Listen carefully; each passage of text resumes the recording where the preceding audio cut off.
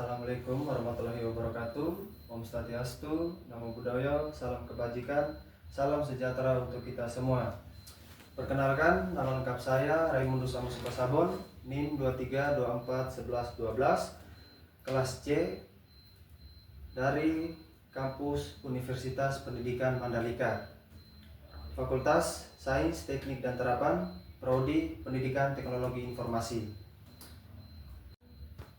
Oke, baik teman-teman, sebelum kita ke materinya, izinkan saya sedikit menjelaskan latar belakang dari sekolah yang saya ambil, yaitu SMK Negeri 2 Mataram. Sejarah awal mula berdirinya sekolah SMK Negeri 2 Mataram. SMK Negeri 2 Mataram merupakan sekolah menengah atas yang didirikan pada tahun 1962 dengan nama Sekompa, atau biasa dikenal waktu itu Sekolah Koperasi Menengah Atas. Seiring perkembangan dunia dan kebutuhan dunia pendidikan siap pakai yang semakin meningkat di beberapa bidang keahlian, maka pada tahun 1968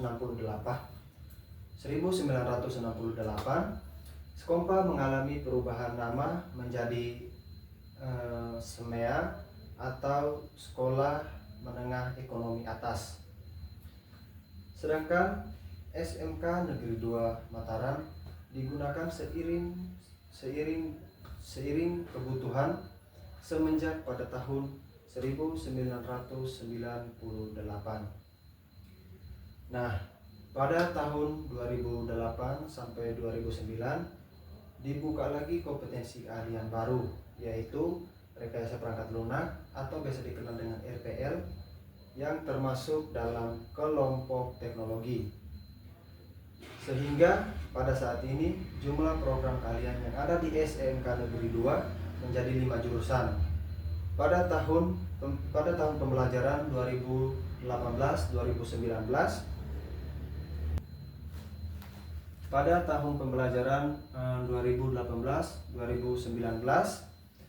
dibuka lagi 5 kompetensi keahlian baru, yaitu desain grafik, desain komunikasi virtual, desain interior, dan teknik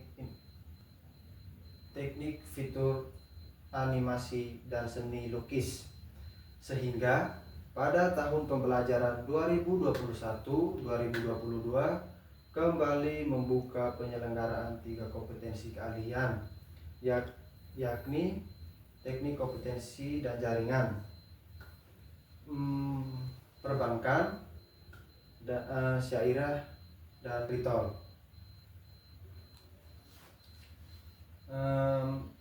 Sehingga pada saat ini pendidikan kebutuhan di SMK Negeri 2 menjadi 13 kompetensi keahlian.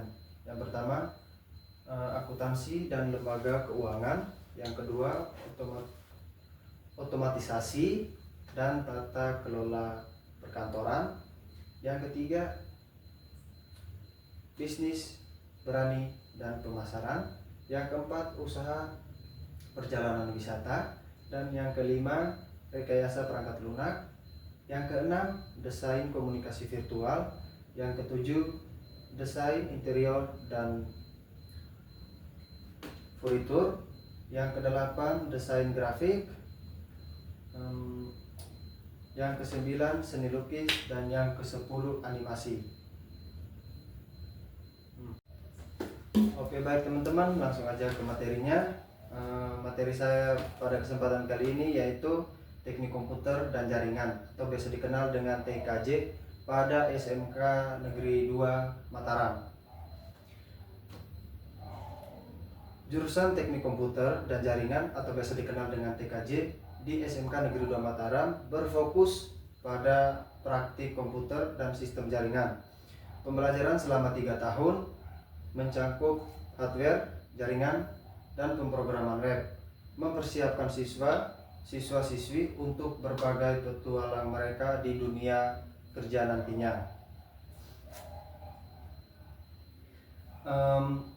Mata pelajaran yang saya ambil adalah administrasi sistem jaringan. Dalam pembelajaran ini ada 4 struktur pembelajaran yang akan dipelajari oleh siswa-siswinya. Yang pertama, pengelolaan jaringan, di mana siswa-siswi mempelajari cara mengelola dan mengadministrasi sistem komputer jaringan secara efektif. Yang kedua, struktur jaringan.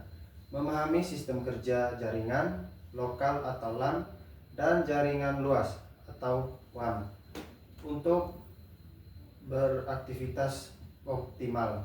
Yang ketiga, instalasi dan pemeliharaan, di mana para siswa-siswi melakukan instalasi, konfigurasi, dan pemeliharaan perangkat jaringan secara profesional. Yang keempat, monitoring dan troubleshooting, yaitu menguasai teknik monitoring dan troubleshooting jaringan untuk memastikan kinerja yang stabil. Kompetensi administrasi sistem jaringan.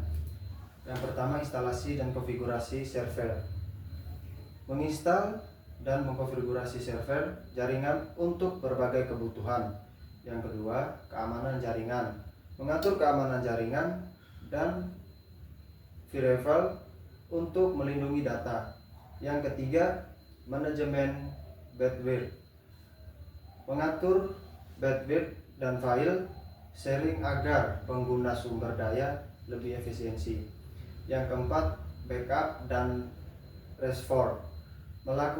Melakukan backup dan restore konfigurasi jaringan dengan aman. Oke, yang berikutnya, hubungan dengan mata kuliah profesi keguruan TIK. Sikap profesional yang harus diambil dari profesi keguruan.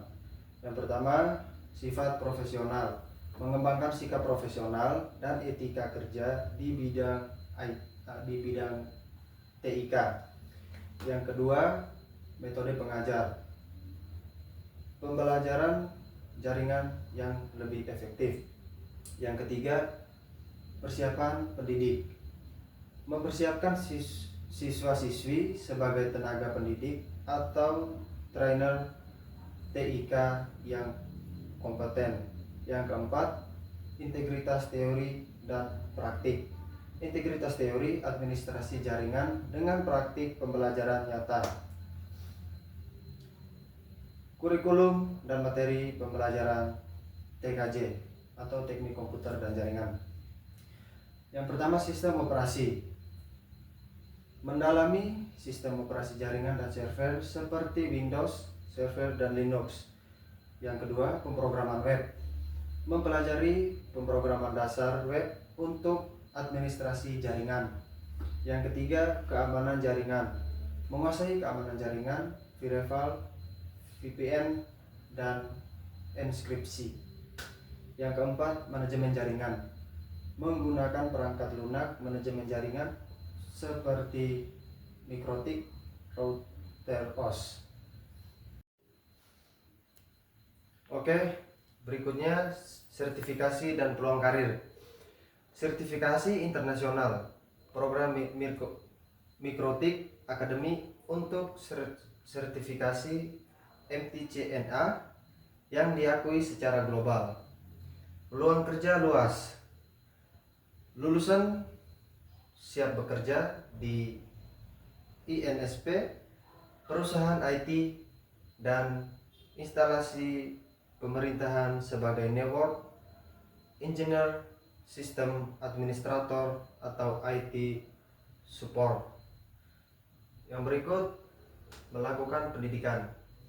Kesempatan melanjutkan pendidikan di jenjang yang lebih tinggi di bidang teknologi informasi. Oke, baik. Ada juga contoh kegiatan praktik dan proyek. Instalasi dan konfigurasi jaringan sekolah, simulasi pengelolaan server dan keamanan jaringan, pembuatan dokumentasi administrasi jaringan yang kooperatif, pelatihan soft skill dan etika profesi TIK untuk kesiapan kerja. Oke, baik, kesimpulannya. Yang pertama, keahlian lengkap. Jurusan TKJ di SMKN 2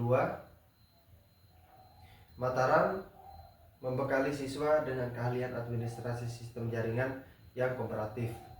Yang berikut, kompetensi kuat.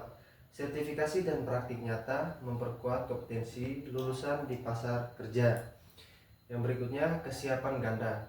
Integrasi pembelajaran teknis dan profesi keguruan TIK mendukung kesiapan siswa dalam dunia kerja dan pengajar. Yang berikut, masa depan cerah. TKJ adalah pilihan yang tepat untuk masa depan di bidang teknologi jaringan dan pendidikan TIK. Oke, baik teman-teman, sekian presentasi dari saya. Saya berharap presentasi ini dapat memberikan wawasan baru dan inspirasi bagi teman-teman. Sekian dan terima kasih. Jika ada kesalahan kata dalam penjelasan saya dari awal sampai sekarang, mohon maaf. Wassalamualaikum warahmatullahi wabarakatuh.